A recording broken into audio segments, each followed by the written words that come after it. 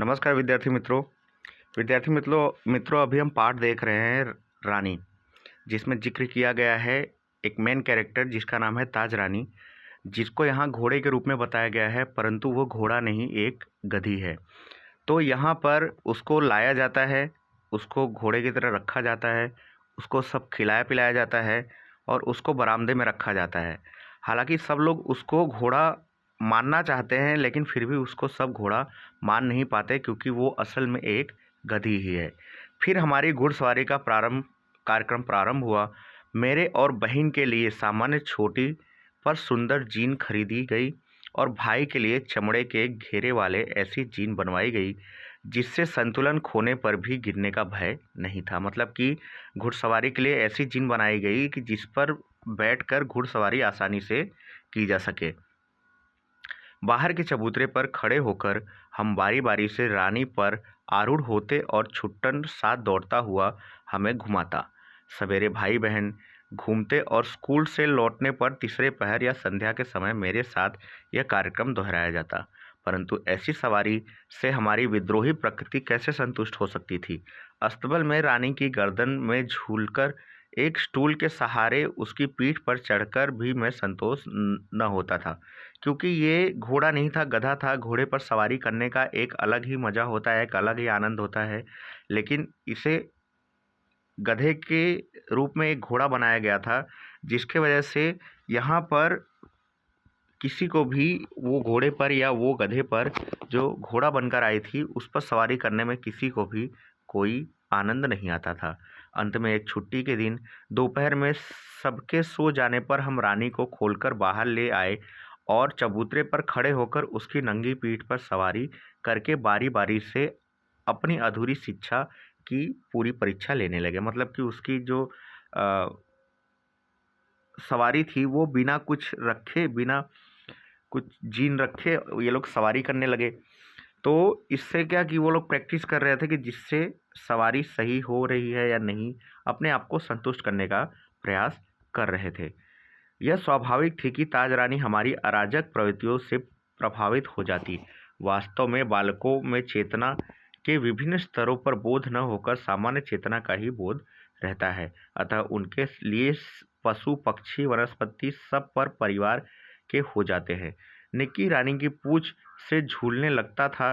रोजी इच्छानुसार उसकी गर्दन पर उछलकर चढ़ती और नीचे कूदती थी और हम सब उसकी पीठ पर ऐसे गर्व से बैठते थे मानो मयूर सिंहासन पर आसीन हो। रानी हम सब की शक्ति और दुर्बलता जानती थी। उसकी नंगी पीठ पर अयाल पकड़कर बैठने वाले को वह दुल्की चाल से इधर उधर घुमाकर संतुष्ट कर देती थी। परंतु एक बार मेरे बैठ जाने पर भाई ने अपने हाथ की पतली संटी उसके पैरों में मार दी। चोट लगने की तो संभावना ही नहीं थी, परंतु इससे न जाने उसका स्वाभिमान आहत हो गया या कोई दुख स्मृति उभर आई। वह ऐसे वेग में भागी मानो सड़क, पेड़, नदी, नाले सब उसे पकड़ बांध रखने का संकल्प किए हों। मतलब कि उसे एक डंडी मार दी उसके शरीर पर, जिससे वो बहुत तेजी से भागने लगी, जैसे कि उसके स्वाभिमान को कोई आहत लग गया हो। कुछ दूर मैंने अपने आप को उस उड़न खटोले पर संभाला, परंतु गिरना तो निश्चित था। मेरे गिरते ही रानी मानो अतीत के वर्तमान में लौट आई और इस प्रकार निश्चल खड़ी रह गई जैसे पश्चाताप की प्रस्तुत प्रतिमा हो। साथियों की चीख पुकार से सब दौड़े और फिर बहुत दिनों तक मुझे बिछाने पर खड़ा रहना पड़ा। स्वस्थ होकर रानी के पास जाने पर ऐसी करुणा पश्चाताप भरी दृष्टि से मुझे देखकर हिनहिनाने लगी कि मेरे आंसू आ गए। एक बार भाई के जन्मदिन पर नानी ने उसके लिए सोने के कड़े भेजे। सामान्यतः यह कोई भी नया कपड़ा या आभूषण पहनकर रानी को दिखाने अवश्य जाते थे। मतलब कि ये जो भी लड़के थे जिनके घर पे ताज रानी आई थी, वो कुछ भी कार्य करते थे तो पहले ताज रानी को वो लोग दिखाना पसंद करते थे। तो इनकी जो दादी है वो कपड़े लाई, तो ये लोग कपड़ा पहनकर रानी को दिखाने चले गए, ताज रानी को दिखाने चले गए। सुंदर छोटे छोटे शेर मुंह वाले कड़े पहनकर भाई भी रानी को दिखाने गया और न जाने किन प्रेरणा से वह दोनों कड़े उतारकर रानी के खड़े सतर्क कानों में वलय की तरफ पहराया। फिर हम सब खेल के कड़ों की बात भूल गए। संध्या समय भाई के कड़े रहित हाथ देखकर जब माँ ने पूछताछ की, तब खोज आरंभ हुई, पर कहीं भी कड़ों का पता नहीं चला। रानी अपने कान के खूरों से खोदती और हिनहिनाती रही। अंत में बाबूजी का ध्यान उसकी ओर गया और उन्होंने मिट्टी हटाने का आदेश दिया। किसी ने गहरा गड्ढा खोदकर दोनों कड़े गाड़ दिए थे। दंड तो किसी को नहीं मिला, परंतु रानी सारे घर के हृदय में स्थान पा गई। मतलब कि यहाँ पर किसी ने सोने के कड़े या छुपा दिए थे, लेकिन रानी जो है उसको शायद पता चल गया था और वो वहीं पे खड्डा खोद रही थी और हिनहिना रही थी।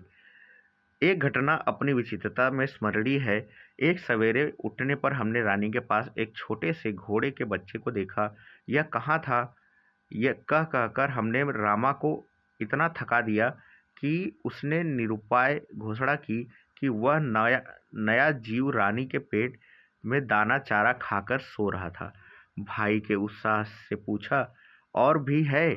और रामा ने स्वीकृति से सिर हिलाया। मतलब कि वो लोगों ने कहा कि हाँ, ये बच्चा ताज रानी का ही है, और वहाँ पे स्वीकृति से ये लोगों ने सर हिलाया। अब तो हम विस्मित भी हुए और क्रोधित भी। ये छोटे जीव कोई काम धाम नहीं करते और हमको पीठ पर बैठाकर दौड़ने वाली रानी का दाना चारा स्वयं खाकर उसके पेट में लेटे रहते हैं। भाई ने कहा, रानी का पेट चीरकर हम कम से कम एक और बच्चा घोड़ा निकाल लें, तब बच्चे घोड़ों पर वे छोटे बहन भाई बैठेंगे और रानी मेरी सेवा में रहेगी। प्रस्ताव मुझे उचित जान पड़ा, पर जब एक दोपहर वह कहीं से साग काटने या चाकू ले आया, तब मेरे साहब ने जवाब दे दिया। एक और भी समस्या की ओर हमारा ध्यान गया। आखिर वह रानी का पेट सिएंगे कैसे? माँ की महीन सी सुई से तो सीना संभव नहीं था।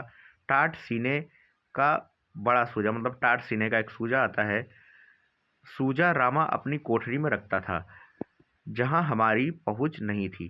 कुछ दिनों के उपरांत जब रानी का अश्व शिशु कुछ बड़ा होकर दौड़ने लगा, तब हमें न अपना क्रोध स्मरण रहा और न प्रस्ताव। मतलब कि यहाँ पर एक गधी की बात की गई है, जिसे ये लोग घोड़ा समझकर पालते हैं, उसको सम्मान देते हैं, उसके साथ खेलते हैं। तो विद्यार्थी मित्रों, आज ही हमारा पाठ यहीं पर समाप्त होता है। आपको स्वाध्याय के रूप में वर्कबुक में जो प्रश्न नहीं है, वो स्वाध्याय के प्रश्नों के उत्तर लिखने हैं, और वर्कबुक का मैं आपको 1-2 दिन में कहूँगा, तब आपको वर्कबुक फिल करके मुझे मेरे नंबर पर भेजने हैं। धन्यवाद।